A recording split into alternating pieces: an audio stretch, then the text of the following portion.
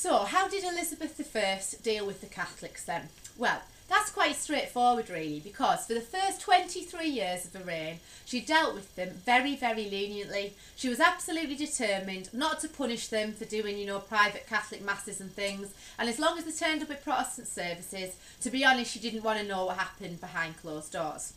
But due to all the Catholic plots that we've just been talking about, she absolutely had to take the advice of Walsingham and Cecil to be much, much harsher on the Catholics. They pleaded with her to do that from the start of her reign, but she'd refused to do it. But now she realised that her life was under threat from these people, so she tried to do something. So what happened was, in the 1580s, the tolerance for Catholics sharply declined, because Elizabeth felt extremely vulnerable, and she obviously would because of everything that had been going on. And the Catholic families in the north still held a lot of power. Remember what I said about Duke of Norfolk before? A lot of people in the north were still Catholic, so it was a big problem for Elizabeth I to try and control them.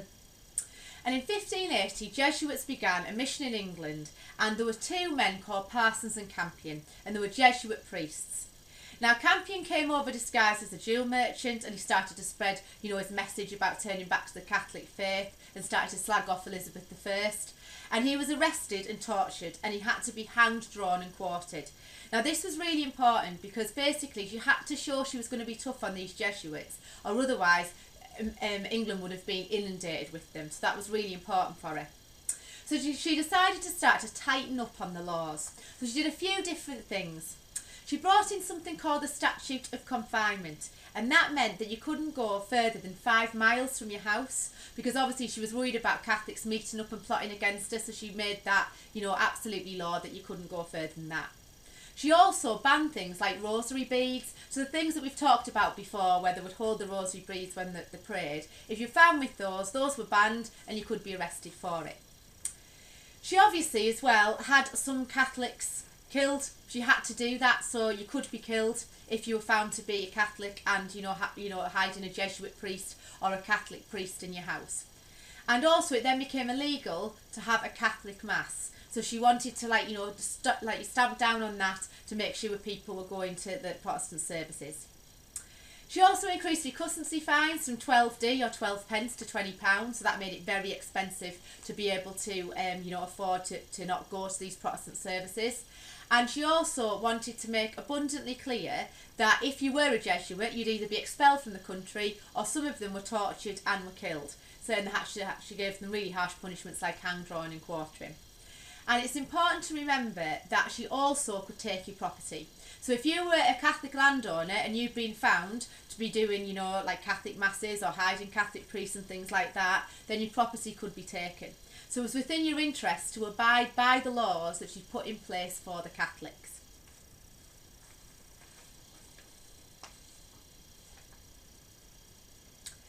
How did she deal with the Puritans? Okay, so just so that we're clear, a Puritan, like I learnt in my degree, could get known as a hot Protestant, in inverted commas, or for you, if you just want to say a really strong Protestant, that's absolutely fine, because that's what it was about.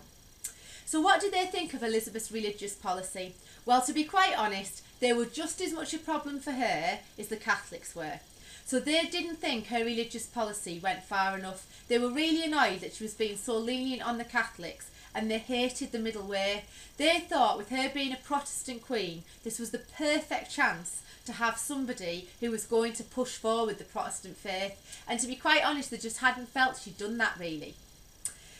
So, in terms of this, they wanted her to be much, much harsher on the Catholics and put things through that were really strong Protestant changes within the churches. The problem she had though during her reign is there were quite a few powerful Puritans, and yes, unfortunately, as we know, Robert Dudley, the Earl of Leicester, who she was in love with, was a really strong Puritan, and so was one of her most trusted advisors, who was Walsingham. So when they were alive, it was very, very difficult for her to do very much against them, because she didn't want to be harsh on Puritans, because she knew she'd have to be harsh on them, and that obviously was going to be a major concern. But when they died, in 1588 and 1590 respectively, then she did start to toughen up on the Puritans. Also, there were some MPs who were Puritans, like Anthony Cope and then Wentworth. He was also a Puritan, which was a problem because they, were high up in Elizabethan England. So she did have the problem of trying to, stamp down on these Puritans when they held so many powerful positions. Now, she did become massively concerned when the Puritans started to form their own churches. So they were known as separatist churches, and they started some in Norwich and London. And she couldn't let that happen because it looked like she was completely losing control of the religion of her country. So when that happened, she obviously had those things closed down, and she had those people severely punished for trying to sort of break away from the Church of England that she had formed. How were these Puritans dealt with? Well, to be quite honest, until 1590, when Walsingham died, it was pretty difficult to deal with them, because usually if one of them had done something, Walsingham tried to speak up, for them, and he didn't go any further than that, but she always listened to his advice, and he tried to save the life of these Puritans. But she started to do similar things as what she'd done with the Catholics. So you could have your property taken from you, and also you could be arrested for doing pamphlets and things about it. So John Stubbs was somebody who was criticising, that she was considering marriage to somebody who was Catholic, and started writing pamphlets about it, so he got his hand chopped off.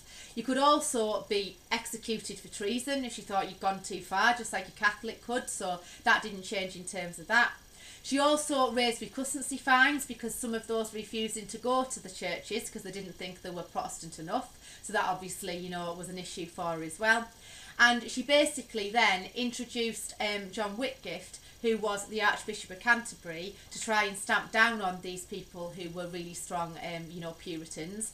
And the people who were really strong Puritans, not just Protestants, were named Presbyterians. And they were absolutely the purest form of Puritan that you could absolutely imagine. So these were a real thorn in her side during her reign, and she spent a lot of time trying to deal with them. And because she'd been massively unhappy with what had been going on with the Puritans, because they started to do things like prophesyings, which were secret meetings where the bishops would meet up and basically slag off Elizabeth's religious policy, she got rid of one Archbishop Canterbury, Grindal, for doing that, because she was just, refused to stop doing these meetings, so she sacked him from his job. And I say she put a more moderate Archbishop of Canterbury in his place. And in terms of this, she felt she'd been really betrayed, because obviously she was a Protestant. She did believe in a lot of the things the Puritans had to say, but she just didn't want to be as strong a Protestant as they really hoped she would be. So the Puritans and the Catholics both caused her equal amounts of problems during her reign, her 45-year reign. So Elizabeth had problems from both sides, both the Catholics and the Puritans. Things. So